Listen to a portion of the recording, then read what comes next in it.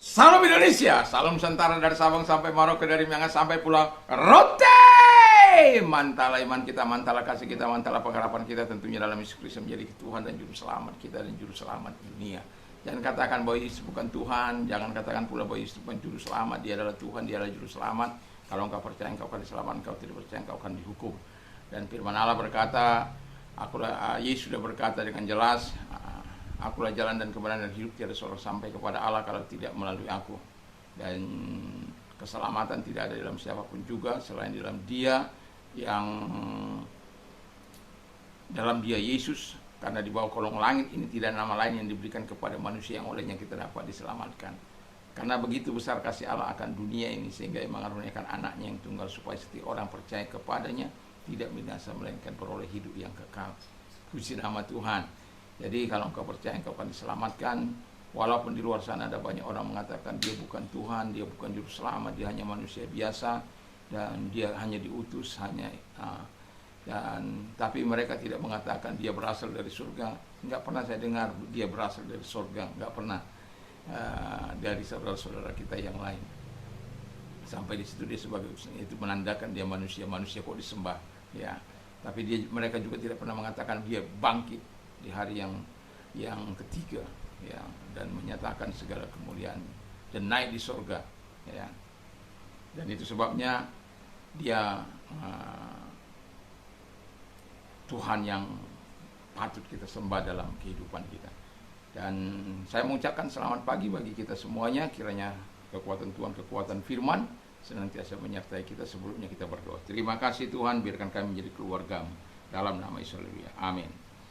Puji nama Tuhan. Saya akan bacakan Lukas 8 ayat 19 dan 21 sampai 21. Ibu dan saudara-saudara Yesus datang kepadanya, tapi mereka tidak dapat mencapai Dia karena orang banyak.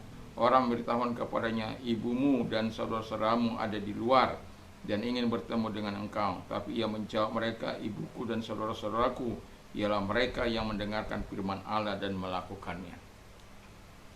Ini kalau mungkin orang katakan kasar sekali ini anak. Ini durhaka kepada orang tua.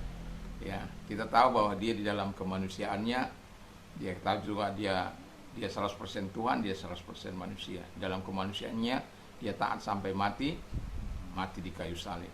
Dalam kemanusiaannya dia mati. Dalam ketuhanannya dia tetap yang Allah yang harus disembah. Dan itu sebabnya dalam dirinya ada dua sifat ini.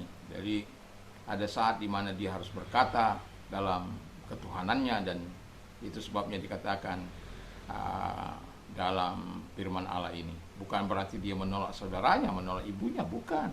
Jangan salah mengerti itu. Jangan taruh pikiran itu.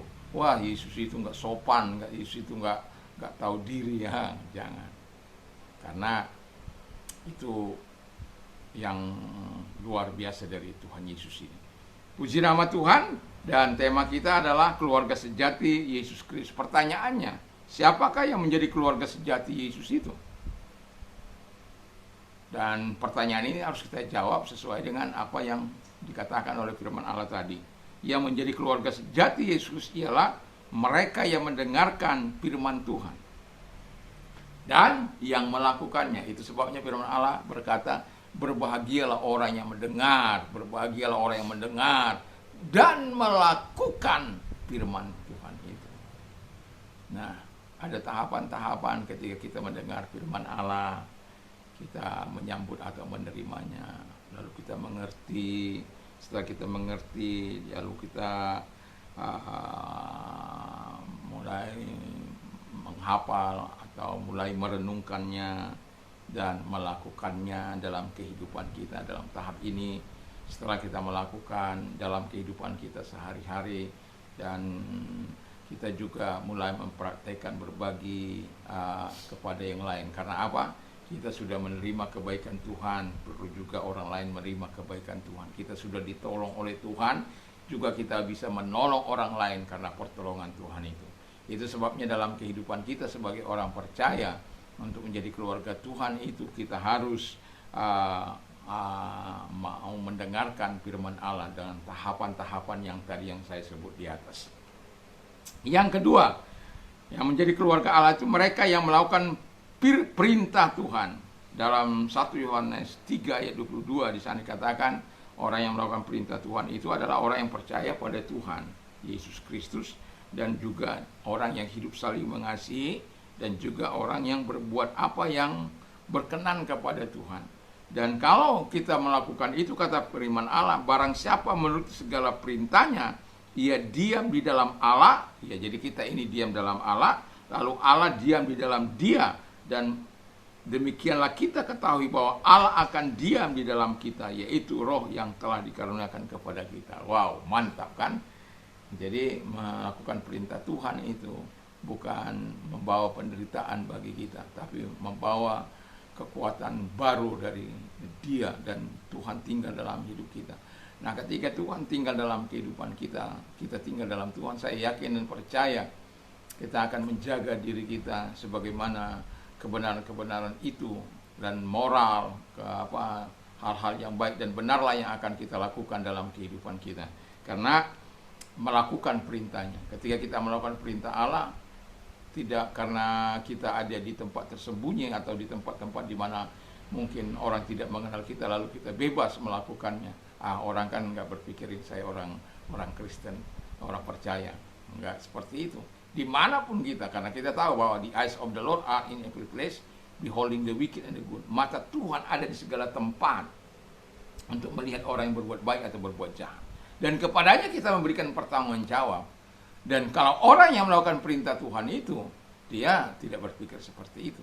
Dia akan betul-betul mau melakukan kehendak Allah, perintah Allah itu, karena dia ingin mendapatkan manfaat dari melakukan firman Allah itu.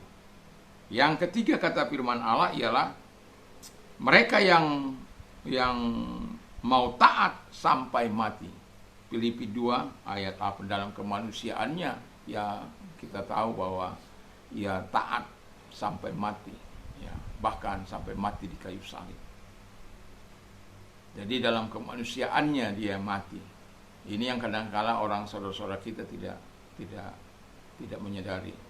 Jadi di mana Tuhan, di mana Kristus, kalau dia ada di bumi ini berarti surga kosong dong ya.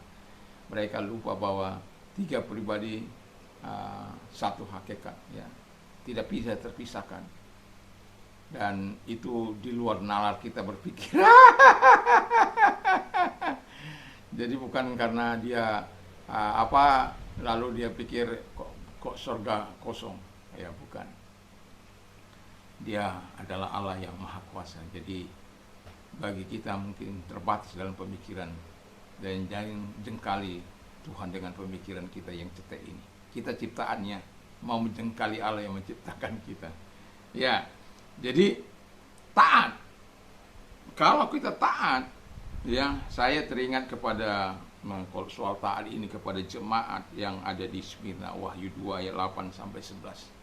Di mana Tuhan katakan, aku tahu kesusahanmu, aku tahu penderitaanmu, aku tahu kemiskinanmu, tapi engkau kaya.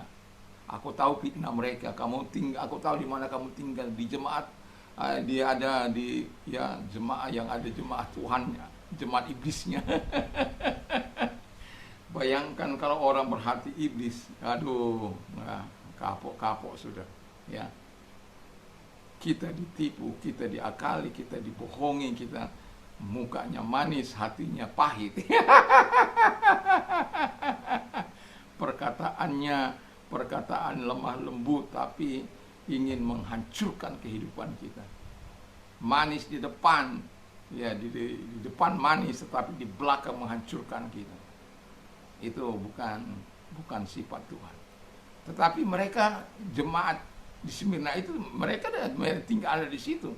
Itu mereka, sebabnya dikatakan kamu akan mengalami kesusahan 10 hari. Penderitaan yang sangat sulit. Tapi siapa yang menang, dia akan mendapatkan mahkota, ya, kehidupan. Siapa yang menang, kata firman Allah, mereka tidak akan mengalami penderitaan apa-apa dari kematian yang kedua.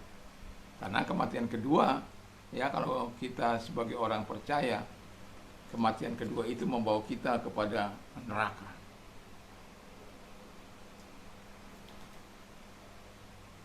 Kalau kita orang percaya, mati hanya satu kali, lalu hidup 2 kali. Ya, ya, hidup masa kini lalu mati, lalu nanti dibangkitkan bersama dengan Tuhan. Ya, itu sesuatu yang luar biasa. Itu sebabnya dikatakan kepada jemaat di Smyrna supaya setia sampai mati. Itu keluarga Tuhan. Keluarga Tuhan itu harus berpegang pada kebenaran-kebenaran firman. Keluarga Tuhan itu harus berpegang pada perintah Tuhan. Keluarga Tuhan itu harus mendengarkan aba-aba dari sorga. Aba-aba itu dari sorga itu. Apa itu? Firman Tuhan itu. Jadi tidak semau kita hidup, tapi melakukan sebagaimana yang diharapkan Tuhan dalam kehidupan kita. Dan saya berharap kita menjadi keluarga-keluarga sejatinya Tuhan. Sehingga dimanapun kita, baik di dalam keluarga kita, bukan berarti kita tidak hiduplah seperti yang diharapkan oleh Tuhan itu. Kita dikatakan keluarga Tuhan, menjadi keluarga sejati Tuhan, tetapi di keluarga kita menjadi keluarga setan, wah itu bahaya itu nggak benar itu.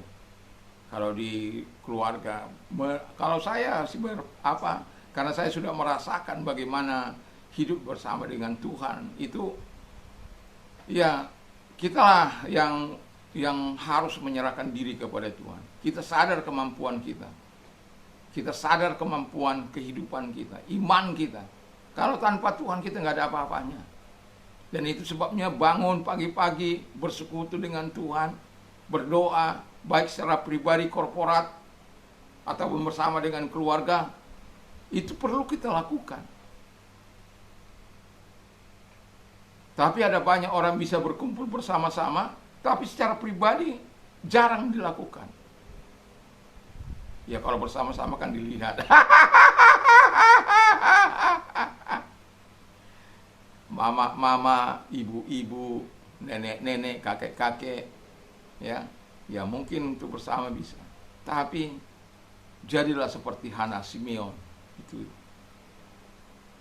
ada saatnya berkumpul, ada saatnya di mana harus bergumul sendiri bersama dengan Tuhan. Dan itu yang harus kita lakukan dalam hidup kita ini. Supaya apa? Kita bisa menjadi keluarganya. Karena kita tidak bisa dengan kekuatan kita. Kita tidak bisa dengan hidup melakukan apa yang diminta oleh Tuhan ini dengan kekuatan kita, tidak. Harus dengan penyerahan diri, tunduk kepada Allah, tunduk kepada firman, tunduk terhadap perintah, dan mau taat sampai mati. Walaupun apa harganya. Ya, mungkin seperti Sadrak Mesyak ini mau nyawanya. Tapi percayalah bahwa Tuhan, kalau tanpa izin Tuhan itu tidak akan pernah terjadi. Kematian tidak akan pernah mendatangi Anda kalau Tuhan tidak menghendaki. Seperti saya katakan seringkali ketika peristiwa 171, itu pedang di leher saya. Tinggal narik aja sebenarnya. Tapi saya bilang nyawa saya itu bukan di tangan dia. Dari belakang saya mendengar, nggak ada urusan nyawa itu. Ada berapa belah mereka. Paginya pisau di perut saya karena saya ingin melihat. Kamu ngapain lagi kemari? Saya hanya bisa melihat barang-barang di luar habis semua. Foto-foto keluarga habis, foto anak-anak saya habis. Dari kecil diapakan itu habis semua. Dan foto-foto kalau ada di rumah ini, anak itu karena saya ambil dari kampung halaman atau dari tempat teman-teman yang masih ada foto itu. Kalau secara foto kami habis sudah di sana. Dan hanya ada perkataan-perkataan yang sia-sia. Tetapi saya mau katakan kepada kita, apakah kita harus sakit hati kepada mereka? Tidak. Kalau kita sakit hati, marah, dendam, wah bahaya. Itu ada orang yang suruh bakar-bakar di rumah saya. Tiap hari ada di depan rumah saya. Tiap hari, bang. Kalau ketemu, bang. Apakah kita harus benci? Tidak. Nggak ada gunanya itu. Tapi yang mau saya katakan kepada kita adalah bahwa ketika kita mau menjadi keluarga sejatinya Tuhan, kita harus menerapkan apa yang dikatakan firman Allah tadi. Dan kita harus mendengarkan firman Allah sampai kepada membagikan firman, melakukan dan membagikan firman Allah itu, dan melakukan perintahnya dan hidup taat bukan hanya sementara, bukan hanya sementara, bukan hanya sementara, sampai mati. Ya, ketaatan kita di bumi, kan ketaatan itu hanya di bumi ini. Jadi sampai mati kita taat kepada Tuhan. Diberkatilah kita supaya kita mendapatkan mahkota kehidupan dan tidak mengalami kematian yang kedua. Puji nama Tuhan. Mari kita tunduk kepada dan kita berdoa. Terima kasih Tuhan, biarkan firman-Mu kami lakukan dalam hidup kami sehingga kami disebut berbahagia. Dalam nama Tuhan Yesus kami menjadi keluarga sejati-Mu. Terima kasih. Kami juga berdoa bagi mereka-mereka yang sakit, segala sakit penyakit yang mereka derita, tumpangkan tangan mereka, hadir atas hidup mereka dalam nama Yesus Kristus. Segala sakit penyakit yang ada dalam hidup mereka, aku perintahkan Engkau keluar, dan oleh bilur-bilur daripada Tuhan Yesus Engkau sembuh oleh kuasanya, Engkau sembuh oleh firman-Nya, Engkau sembuh. Percaya kepada Yesus Kristus, imani firman Allah. Terima kasih Tuhan bagi Engkau yang mengalami masa sulit, atau saya tahu apa masa-masa sulit. Mungkin orang lain tidak merasakan kesulitan, bahkan anak-anakmu, pasanganmu pun kadang-kala tidak bisa merasakan kesulitan. Tapi saya mau katakan, jangan pernah keluar dari firman Allah. Jangan pernah keluar menyimpang melawan Allah. Kalau engkau lakukan menyimpang dari Allah, kau menjadi korban. Korbannya setan. Kau bukan mendapat pertolongan, tapi kehancuran. Bertekun dalam Tuhan, berdoa dengan sungguh-sungguh. Kalau engkau orang yang mau didoakan, angkat kedua belah tanganmu, kita akan berdoa. Terima kasih Tuhan, lihat tangan-tangan yang diangkat kepadamu. Tolong mereka, sebagaimana firman Engkau memberikan kelegaan bagi mereka. Dengan menolong mereka, kami yakin dan percaya Engkau memberikan kelegaan, sehingga mereka dapat berkata, terpujilah Tuhan yang telah menolong kami keluar dari segala masalah, kesulitan, penderitaan kami. Mereka memuliakan Engkau, dan itulah harapan setiap kami orang yang percaya kepadamu. Pertolongan datang dari Tuhan. Terima kasih Bapa di surga. Dalam nama Yesus kami bersyukur dapat doa. Haleluya. Amin. Selamat pagi, selamat beraktivitas tentunya bersama dengan Tuhan. Mantap, mantap, mantap.